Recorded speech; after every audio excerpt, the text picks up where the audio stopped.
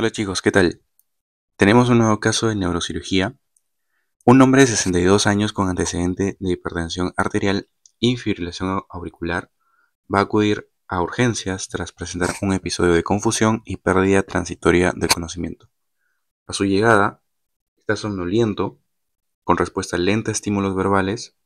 Sus signos vitales muestran presión arterial de 180 sobre 95, una frecuencia cardíaca de 48 latidos por minuto y un patrón respiratorio irregular. El examen neurológico revela pupilas midriáticas poco reactivas y hemiparesia izquierda.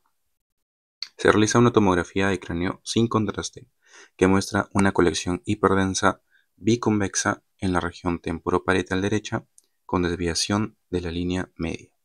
¿Okay? La pregunta dice, ¿cuál es el siguiente paso más adecuado en el manejo de este paciente? Para responder a esta pregunta vamos a ir a nuestra flashcard del día de hoy, cuyo tema es hipertensión endocraniana. ¿Okay? Entonces, primero hay que repasar algunos conceptos. El valor normal de la presión intracraneal es de 7 a 15 milímetros de mercurio. ¿Okay? Ese es un dato muy importante que lo debemos recordar siempre. De 7 a 15 milímetros de mercurio. ¿Okay? En cuanto a la hipertensión endocraniana, hay que repasar siempre la etiología. Y para eso debemos recordar la regla de Monroe-Kelly, que dice que, bueno, básicamente si uno aumenta, los otros deben disminuir para mantener la presión intracraneal estable. ¿Y a qué se refiere con uno y los otros? Se refiere a estos tres: al líquido cefalorraquídeo, el parénquima cerebral y la sangre. ¿Okay? Bueno, el parénquima cerebral obviamente no va a tener variaciones, no debería tener variaciones, ¿no? Entonces es más o menos constante, ¿no? 10%, la sangre usualmente también, y el que más comúnmente va a estar variando va a ser el líquido cefalorraquídeo, que es también el mayor porcentaje aporta en realidad a toda la presión, o sea, a la presión intracraneal, ¿no? Es el que le determina la presión intracraneal más, más comúnmente, ¿no? El líquido cefalorraquídeo y la sangre también tienen eh, bastante que ver con la presión intracraneal, ¿ok? Cuando falla la compensación, o sea, cuando estos tres no están en este equilibrio normal, ¿no? Y uno de estos aumenta, como les dije, el líquido cefalorraquídeo o la sangre son los que van a aumentar, ¿no? En esos casos. Cuando falla la compensación, va a producirse lo que se conoce como hipertensión endocraniana. ¿Ok? Y aquí tenemos una mnemotecnia para recordarlo, ¿no? Con las siglas HTE para recordar la etiología. Con la H de hematomas, hemorragias e hidrocefalia. ¿Ok? La T de tumores, también es una causa. Y la E de edema cerebral o encefalitis o meningitis. ¿Ok? Entonces, esas serían las posibles causas que tenemos siempre que sospechar y siempre, bueno, correlacionarlo con la clínica para ver cuáles de estas tres serían. ¿Ok? Entonces tenemos esta mnemotecnia que nos va a ayudar. Por otro lado, siempre tenemos que recordar la clínica y para eso, recuerden, está la triada de Cushing para hipertensión endocraniana severa. ¿Ok? Tenemos estos tres: hipertensión arterial, ¿ok? Bradicardia y tres, respiración irregular. ¿Ok? Esa es la triada de Cushing. Adicionalmente a estos tres se puede asociar la hipertensión endocraniana a otros signos o síntomas, como por ejemplo la cefalea intensa, vómitos en proyectil, papiledema, el estado de conciencia alterado o la diplopía. ¿Okay? Estos se pueden presentar en cualquier caso de hipertensión endocraniana. ¿Okay? Entonces, luego pasamos al diagnóstico. El diagnóstico se puede hacer bajo tres diferentes criterios: con la clínica, con los signos y síntomas que ya les mencioné, mediante la escala de Glasgow, que nos va a ayudar a determinar el estado de conciencia, en la neuroimagen, la TAC sin contraste siempre para buscar sangrado, por ejemplo, o si ya tenemos acceso a una resonancia magnética para algo más especializado, ¿no? También el monitoreo de la presión intracraneal nos va a ayudar bastante para, obviamente, determinar de forma más directa si es que está aumentada la presión intracraneal ahí. Y por último vamos a ver el tratamiento.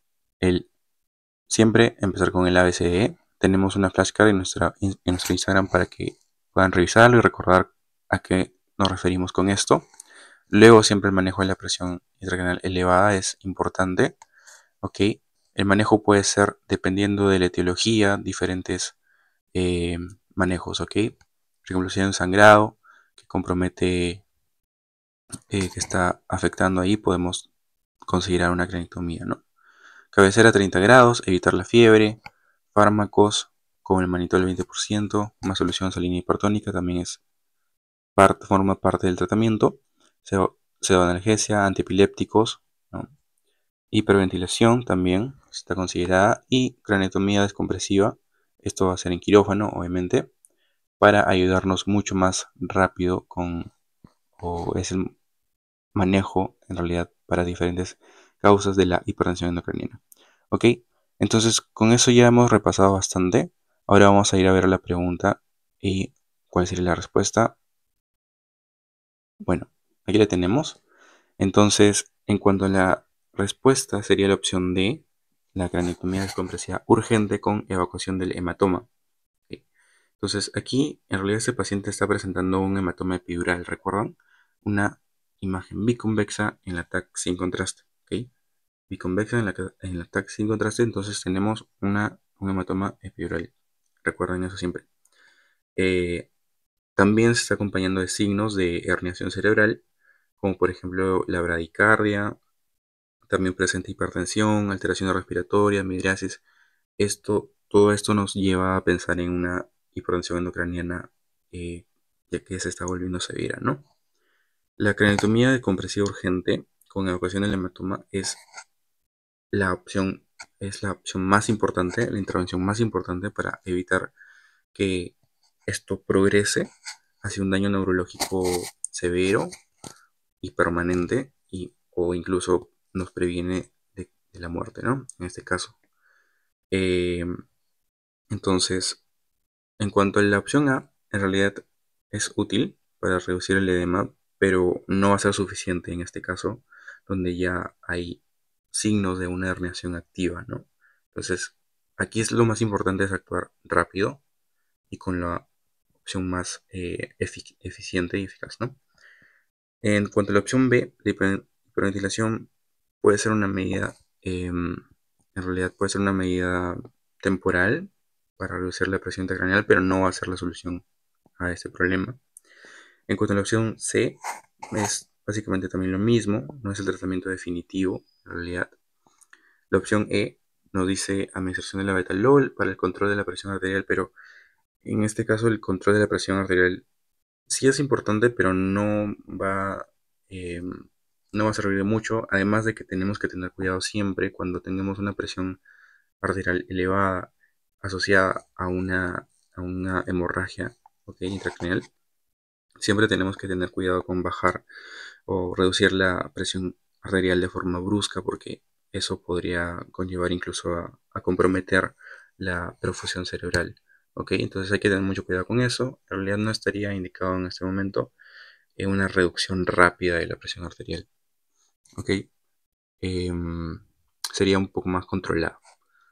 Ok chicos, entonces esto sería el caso clínico de hoy. Espero que les haya gustado. Si tienen dudas, preguntas, aportes, quejas, sugerencias, lo que ustedes quieran, estamos dispuestos a escucharlos, a leerlos siempre, ¿ok? Entonces muchas gracias, cuídense, hasta luego.